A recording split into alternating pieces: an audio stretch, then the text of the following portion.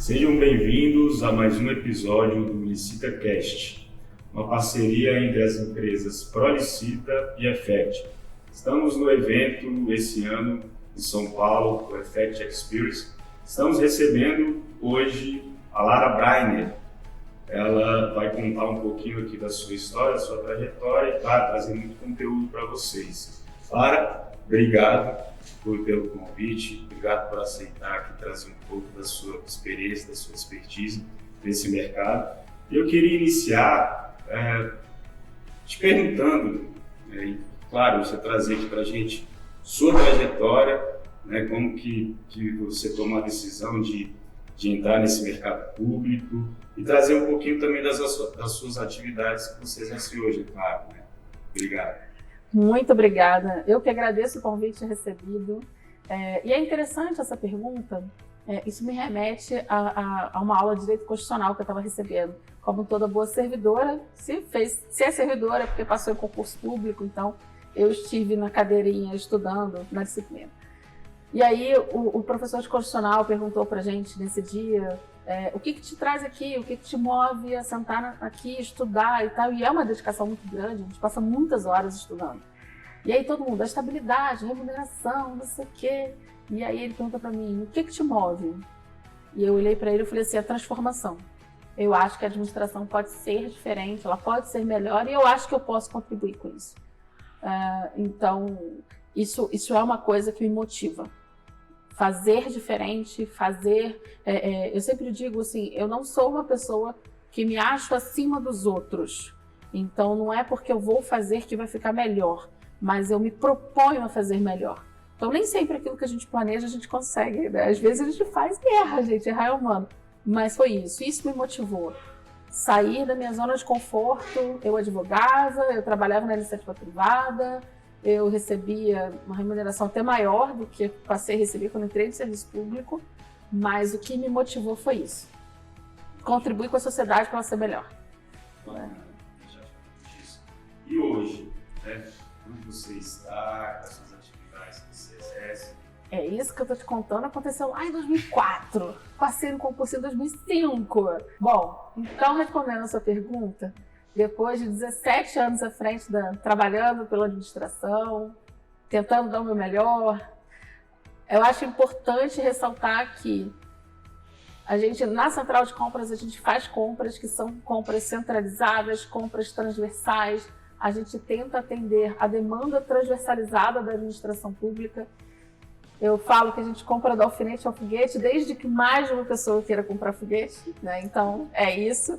A gente tenta padronizar, com isso, dar uma maior eficiência no gasto público, na compra pública. E assim, todo mundo sempre diz, né? Eu quero um acórdão, ou eu tenho um acórdão para chamar de meu. E a Central hoje tem um acórdão para chamar de seu, que é o acórdão 882 de 2022. Terceirização sempre é um calcanhar de Aquiles para quem contrata, para quem executa, para quem é contratado também. E esse acórdão analisou o nosso processo de contratação, que aconteceu em 2020. E esse ano, depois do monitoramento da execução do contrato, o acórdão se reuniu em plenário para elogiar o trabalho da Central e dizer que cabia à Central sair da sua zona de conforto e levar esse conhecimento aos demais órgãos da administração pública. Então, do meio do ano para cá, porque o acórdão é de abril, né? Eu brinco, saiu do meu aniversário, e aí o acórdão ele é de abril, então a partir do meio do ano a gente entrou mais forte nessa busca pelos elos estaduais e elos municipais, para que a gente consiga levar a nossa proposta de contratação, a segurança que a gente traz para o processo, para os entes subnacionais. E eu fiquei muito feliz, eu abri uma IRP esse ano, de desktop e notebook, eu homologuei inclusive hoje, dia da nossa gravação, a licitação de Desknote, aonde o meu top one, o meu primeiro colocado no registro de preço, ou seja, o órgão que mais registrou, que mais demandou, foi um órgão municipal. Me fez ganhar o ano. É óbvio, sem sombra de dúvida, que o meu foco principal é o Serviço Público Federal. Sim. Mas quando eu tenho um município vindo com força, eu falo, cara, ganhei o dia, sabe? Então é isso. Isso é bom, né? A gente trabalha com todos os níveis da área federal, estadual, municipal, e a gente, de fato, enxerga algumas dificuldades em relação até as pessoas, capacitação, emprego, a gente está diariamente vivendo isso. E, assim, muito bacana falar da central de contas. Você provavelmente deve fiscalizar contratos gigantescos lá. Para a gente é muito bacana ver isso, essa grandiosidade de contratações. E a sua especialidade é, de fato, na área de serviços, talvez, realização de contratos longos, facilities, né? Eu queria que você explicasse um pouquinho o que é isso, né, para o pessoal que está assistindo entender de fato. A Central, ela é especializada em contratação, e aí, óbvio, né, eu como diretora da unidade não teria como ser diferente.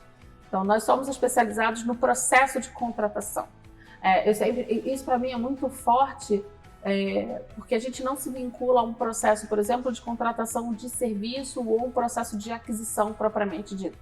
Então, a gente é especialista, hoje a minha equipe está com 70 pessoas, a quantidade, né, a nossa força de trabalho é de 70 pessoas, somos todos especializados em contratação. Seja contratação direta, seja contratação licitada, credenciamento, é o nosso DNA. A gente atua na cadeia de logística como um todo, desde o planejamento da contratação até como você mesmo colocou, a gente vai até a fiscalização de contrato. Então a gente faz o planejamento da contratação, a gente faz a licitação, o processo da seleção do fornecedor e a última etapa, a fiscalização de contrato, processo de sanção, quando é necessário, e o encerramento do contrato. A contratação, mas aí indo direto na sua pergunta, a contratação de facilities foi uma coisa que a gente discutiu muito dentro da própria unidade, onde a gente falou, funciona na iniciativa privada, por que não funcionar aqui? Nós começamos a conversar com muitos órgãos, a gente encontrou a iniciativa de contratação de facilities em alguns órgãos isolados, nada padronizado, cada lugar fazia de uma forma, cada lugar trazia serviços diferentes empacotados. A gente encontrou órgão que entregou tudo, tem órgão que entregou só um conjunto. E a gente começou a definir de que forma a gente achava que seria um modelo transversal. Alguma coisa que dava para você levar para mais de um, né? E aí, a gente fazendo essa discussão, nós fizemos uma parceria com a MMA, então o nosso piloto foi no MMA, onde fizemos uma contratação de facilities, com 17 serviços inclusos. Ficamos muito felizes com o resultado. O contrato está sendo executado agora. A gente está fazendo acompanhamento para monitorar, até para poder ver o que a gente vai incorporar de melhoria. Então, no próximo ano de 2023, a gente vai entrar com a expansão do nosso projeto de facilities. Então, a gente vai ampliar esse nosso leque de atuação de facilities. A ideia da contratação de facilities é assim, até para poder diminuir essa assimetria de informação, né? Nós temos serviços que você coloca dentro de uma mesma contratação, onde você tem uma empresa que é responsável por macrogerenciar todos esses serviços que estão acoplados. Permite a subcontratação, e isso é importante, porque quando a gente contrata de forma isolada, é claro que os valores no órgão lá na ponta, eles vão ficar muito provavelmente dentro da margem de exclusividade de uma atuação de microempresa e empresas de pequeno porte. Quando você olha no todo, e esse foi um dado muito importante, eu sempre pergunto e as pessoas não sabem responder. Contra fatos, não argumentos, a gente botou isso no processo. A gente fez um levantamento de quanto tempo dura, em média, um contrato com uma microempresa na prestação de serviço. Isso foi para dentro do ETP de facilities. E a gente chegou à média de 27 meses. 27, não me pergunta por que do número mágico, tá? A gente só chegou nele.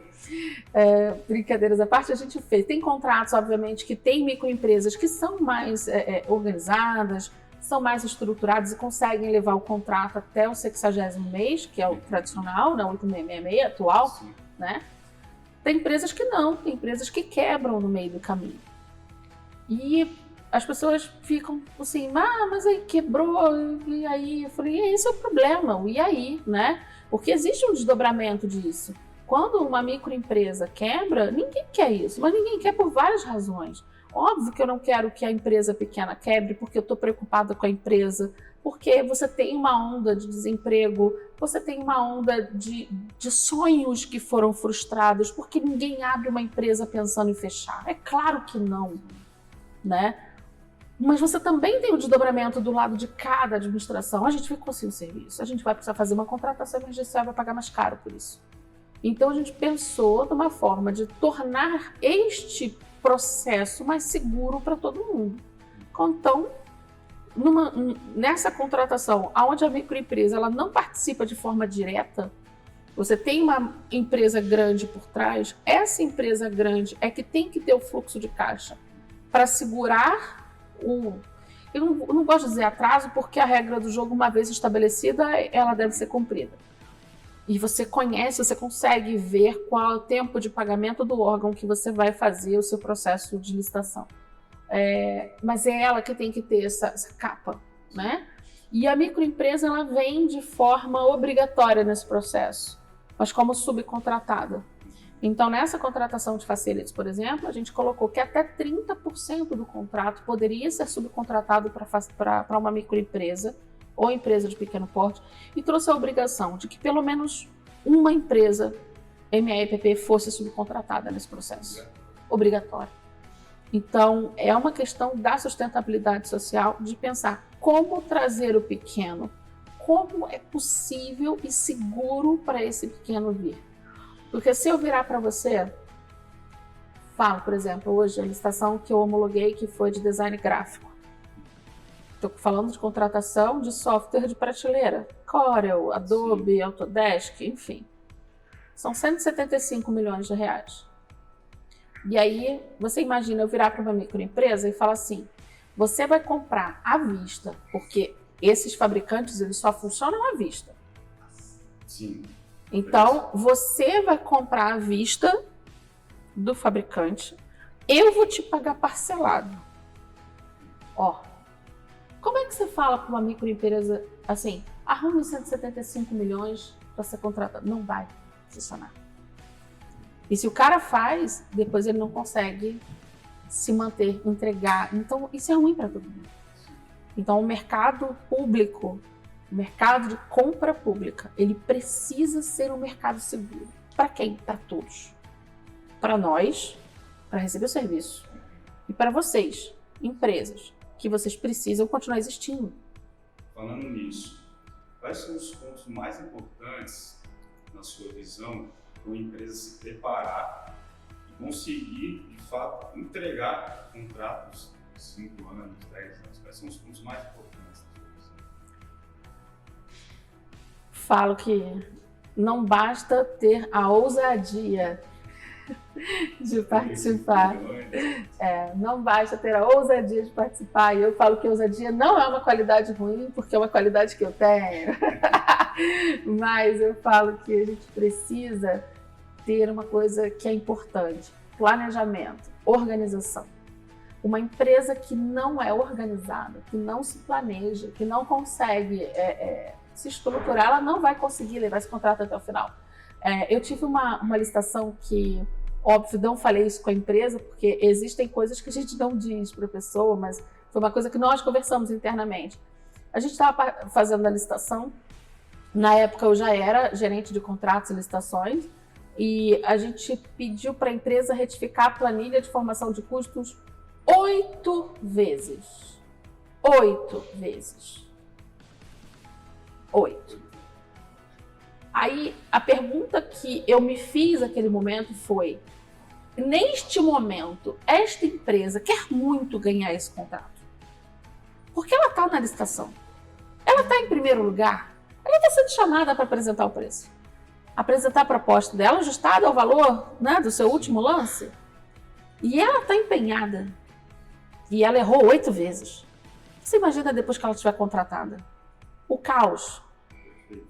Então, assim, a empresa precisa ter uma boa estrutura administrativa. Ela precisa ter... eu falo que a prestação propriamente dita do serviço é a ponta do iceberg. Como é que você bota um bom profissional para trabalhar? Tendo um bom processo de seleção de profissional. Como é que você consegue ter um bom faturamento? Tendo uma boa estrutura contábil e administrativa para me entregar o faturamento com a documentação exigida. Eu até citei isso na palestra. um fornecedor, né, que tinha um contrato decorrente da nossa ata, falou, poxa, Lara, eu fiz um contrato decorrente da sua ata, estou há 8 meses aqui, né, com um órgão que não me paga. Quando eu fui ver, a empresa dele que não tinha mandado a documentação junto da fatura, e as pessoas não se falavam. Ele não recebia, porque o fiscal recebeu e falou, está faltando documento, não tocou o processo. A empresa não foi perguntar para eles o porquê e ficou nisso. Falta de organização. Eu acho que esse é o calcanhar de Aquiles de toda empresa que acaba tendo uma execução ruim, uma experiência ruim numa contratação com a administração pública. Bom, como que é feita essa seleção? Provavelmente você tem uma equipe que analisa. Conta um pouquinho para a gente, né? Quais são os pontos que te falam. Claro, existem diversos níveis de análise, tá? Documentação, planilha de custos, a gente conversou bastante com a Wagner sobre isso, né? Enfim, quais são os pontos que vocês analisam, que consideram importante? Um pouco mais específica, né, a pergunta. Pudesse citar um ponto específico, eu falaria dos atestados de capacidade técnica. Isso é um ponto que gera muita desclassificação de empresa, muita. Porque não se atenta ao atestado que está sendo solicitado, tem atestado que a própria empresa se dá. Ela pega o modelo, ela pega o modelo, tá falando o modelo de atestado de capacidade técnica, ela preenche, ela assina e entrega, tipo assim. Então, você imagina, eu falo que eu sou, não, tem que ser outra pessoa dizendo. Então, eu acho que esse é um dos piores momentos, assim. A questão da qualificação econômico-financeira da empresa, você participar de licitações que caibam, obviamente, dentro do seu patrimônio líquido, né, dentro do seu capital social, do seu patrimônio líquido, isso é importante.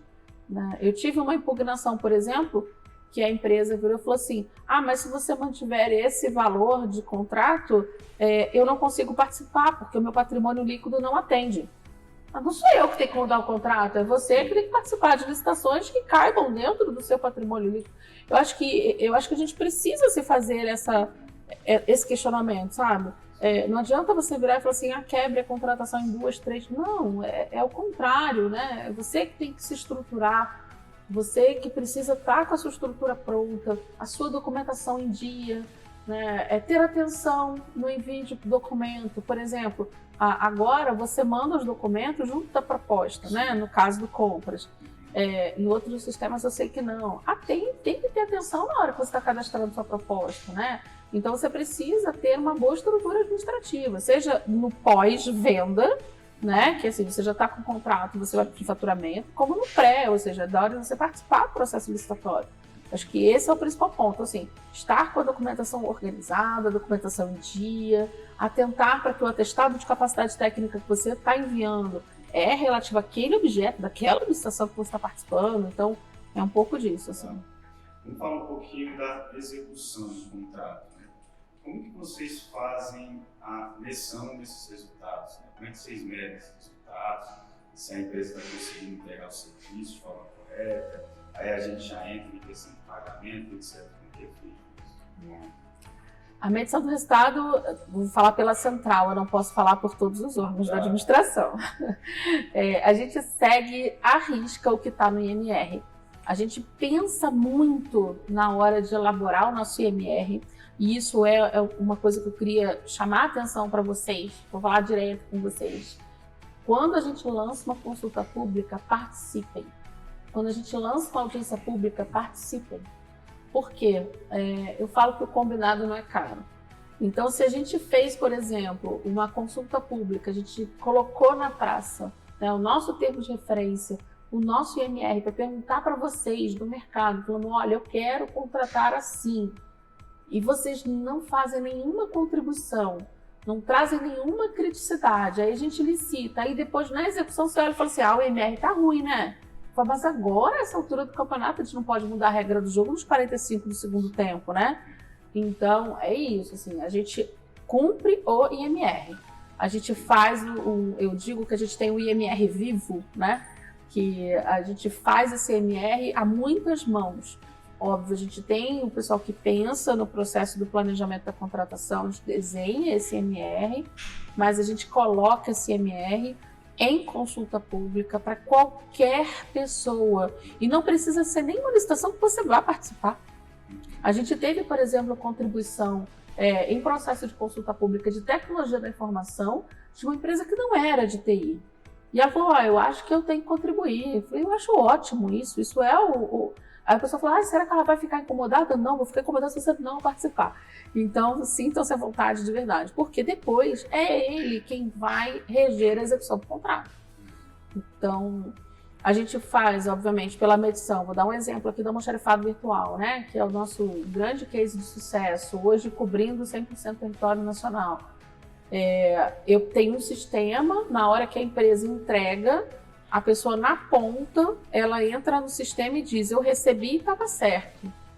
Isso vem para mim, o cara está lá, sei lá, vou dar um exemplo, ele estava em Manaus, no estado do Amazonas. E eu não tenho como ir ao Amazonas para saber se a caneta que você pediu chegou. É você na ponta, lá o servidor de ponta, lá chegou. E isso vem para mim via sistema. E aí, via sistema, a gente faz a medição do recebimento de serviço, considerando todas as informações que foram encaminhadas pelos fiscais setoriais. Se tiver, por exemplo, algum ponto, né, algum item daquela nota fiscal, daquele faturamento, que de repente não temos a confirmação, a gente separa, a gente faz a retenção, porque a gente não tem a confirmação da entrega, paga o que é incontroverso e vai analisar os pontos que a gente chama de pontos de incongruência, né? Para saber, realmente foi entregue? Não foi? Foi devolvido? Não foi? E sendo liberado pelo fiscal na ponta depois, a gente faz o pagamento do planejamento. Acho que não sei se... De forma sistemática. Sim, tudo de forma automatizada, zero papel. Para a gente finalizar, a gente entende que podem acontecer fatos em que seja necessária a quebra desse contrato, tá? A gente não deseja, que a empresa quebre, etc. Mas caso aconteça algum fato superveniente, digamos assim, quais são as suas dicas para as empresas que, enfim, passem por essa situação, consigam fazer uma repactuação de preço, ou até mesmo um cancelamento desse contrato? Quais são as dicas que você dá para caso isso seja necessário? Como diria minha avó, não esperar o leite ferver e o caldo entornar para resolver o problema.